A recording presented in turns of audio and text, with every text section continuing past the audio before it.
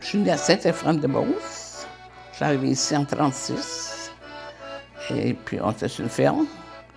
On était plusieurs. On était 10 quand on est arrivé ici. 10 enfants.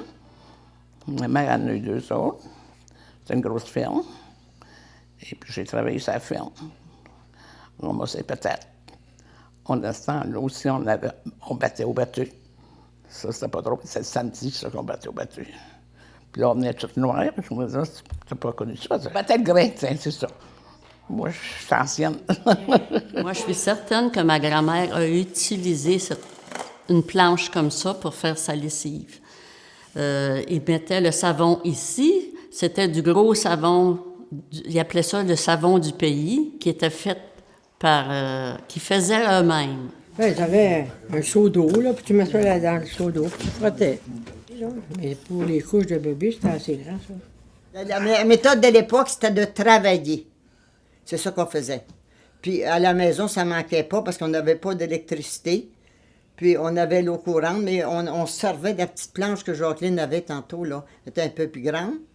Puis c'est ça. C'est ça, c'est notre besogne. C'est parce que quand l'hiver arrivait, l'automne, là, bon, on était à 15 chez nous. Là c'était peu avant Noël, là, avec tous les beaux-frères, les mononcles, les matons, les voisins, on s'entraidait tous. Hein. Là, mettons, on tuait un gros bœuf puis un porc. Les voisins venaient nous aider.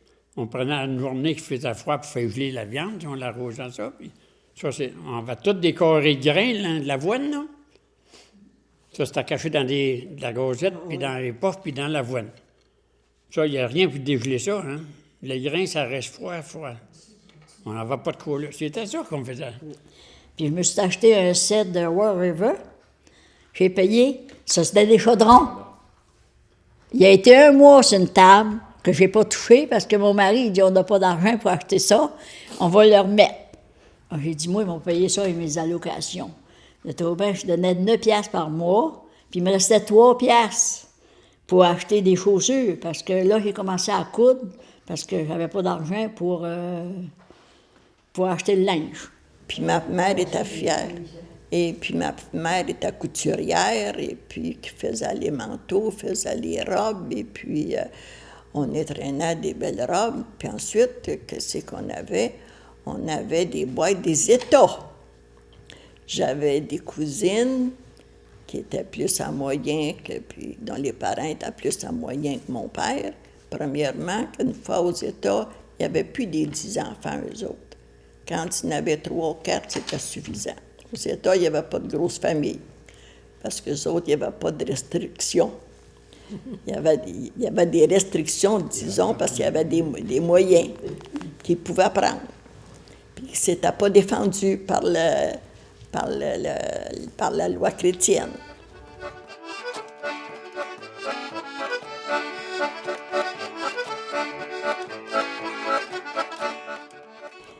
Et j'allais à l'école Durand, qui était voisine de chez nous. Et on avait l'avantage, vu qu'on était près de l'école, de pensionner la maîtresse d'école. Alors, comme la maîtresse changeait presque à tous les ans, on a connu plusieurs jeunes filles. Nous autres, on allait à l'école avec des chiens sur les traîneaux. Attelés au traîneau. Ouais. Puis les chiens étaient détachés, rendus à l'école, puis ils retournaient chez toi? Il devait y avoir 25 chiens dans la cour d'école certains. Beau temps, mauvais temps. Il fallait aller à l'école. Parce que ma mère, c'était une ancienne maîtresse d'école. Puis il n'y avait pas question qu'on manque l'école. Moi, je me souviens, un coup, là, pour les gens là, qui me connaissent, là, il faisait à peu près moins 30 degrés. Puis ça, c'est quand que Zéphyr Bergeron, qui était notre voisin, est décédé. Puis là, les snowboards étaient sortis, là, ça faisait une couple d'années. Et puis ma mère a dit, vous allez à l'école. Puis on a monté, là, puis on est arrivé à l'école. On était gelés bien dur. On allait cueillir l'eau chez un voisin, une chaudière d'eau, on apportait une chaudière. On allait cueillir l'eau là, on l'apportait à l'école, puis il y avait une chaudière avec un robinet, là. Oui. Puis on prenait l'eau là, avec nos verres, là, puis il y avait un verre pour tout le monde, là. Puis, un verre pour tout le monde, c'est bon.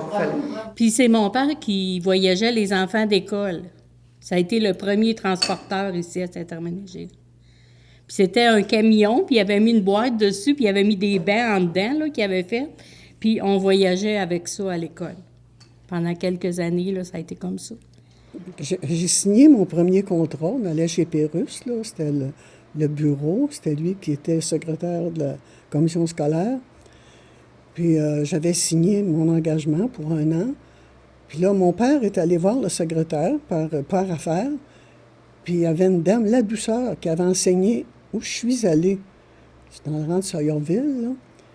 Puis elle avait dit à mon père, « La petite fille a besoin de se griller des bons bâtons. » Là, quand mon père m'a rapporté ça, je broyais, j'ai dit, « J'enseignerai pas, je veux pas battre les enfants. »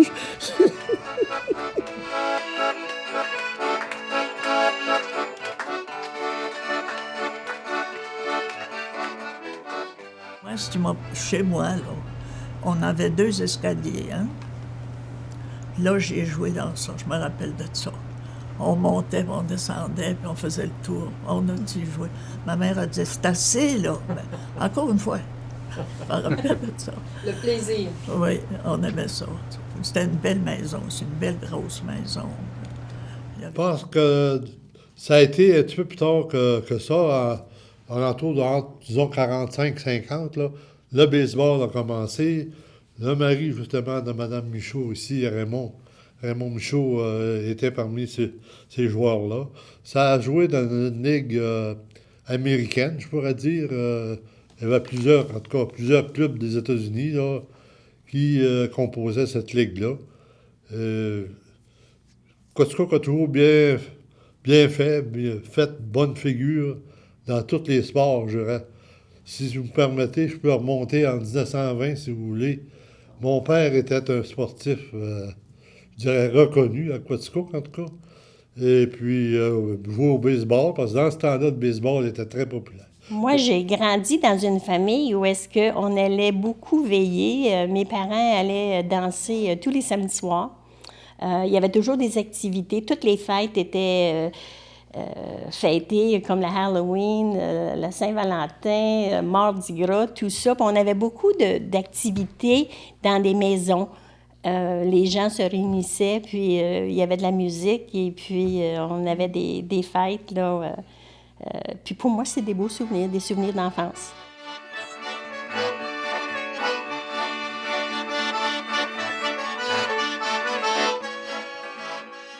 Et puis le dimanche, eh bien, il fallait se lever de bonne heure pour faire le train parce que il fallait aller communier avant la grand-messe. Et puis, ma mère préparait le lunch parce qu'on n'avait pas le droit de manger avant la communion. Et moi, j'ai fait ma petite communion à 4 ans. Et puis la confession, c'est ma mère qui m'a dit... dis, t'as désobéi à maman, t'es tannant, là. Dis ça. C'était elle qui nous disait quoi dire. Dire, hein? Bien, maman comptait que dans le carême, le piano se barrait. Oh. OK, là? Pas de musique. Mais elle dit, quand le carême était fini, là, la clé, là, il cherchait la clé, puis là, elle dit, on se tiraillait, puis là, elle dit, on avait chacun un doigt, mettons, 10 minutes, puis l'autre, c'était 10 minutes pour avoir le piano, parce qu'il était 40 jours là, sans jouer, là. Puis ça, on trouvait ça difficile. On cherche. Vous avez dit tantôt que Saint-Jean, c'est les gens riches, des belles grosses maisons, et Saint-Edmond, c'était des petites maisons, même des grosses familles. Alors, Saint-Jean venait pas à Saint-Edmond, à l'église, parce qu'il disait que ça sentait la marde de vache. C'est un fait aussi. Parce que les cultivateurs, ils se dépêchaient pour venir à la messe, pour pas manquer la messe. Alors, il n'y avait pas de douche, ils ne pouvaient pas se laver à grande eau. Tu sais, un lavage approprié, là, puis changer son linge. Ils mettaient ce qu'il y avait au bord et on s'en venait à la messe. Mais l'important, c'était la messe. Il n'y avait pas manqué la messe. Quand on allait patiner le soir, là, on avait 15-16 ans, on allait patiner, là. Les bonnes sœurs, ils nous watchaient. Puis si on avait le malheur de s'asseoir sur le bord de la patinoire, puis les gars venaient nous parler, le lendemain, à l'école, là, on se le faisait dire. Il fallait tout le temps bouger, il fallait tout le temps patiner. Oui, c'est sérieux, là. Des hommes.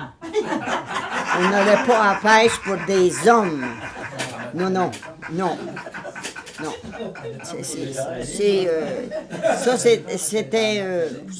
C'était pas la méthode dans ce temps-là, hein?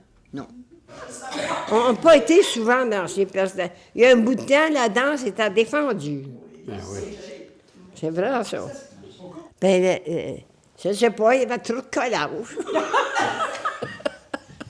Après la messe, ça se regroupait tout sur le perron d'église. On le voit ici, ils sont tous.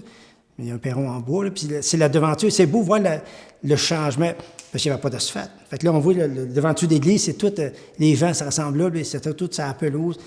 Ça, si ça pouvait parler, là, ça nous aurait raconté des histoires en Moses. Mais ça c'était de l'histoire, puis je sais pas, c'est une époque. Là. On dit souvent, c'était le bon temps. Ben, eux autres, ils diraient de notre temps, vous autres, vous êtes dans le bon temps. C'était le temps, eux autres, mais c'est le fun de se rappeler parce que là-dedans, on ne peut pas savoir qui est là, mais on a sûrement de nos ancêtres, la plupart des gens d'ici.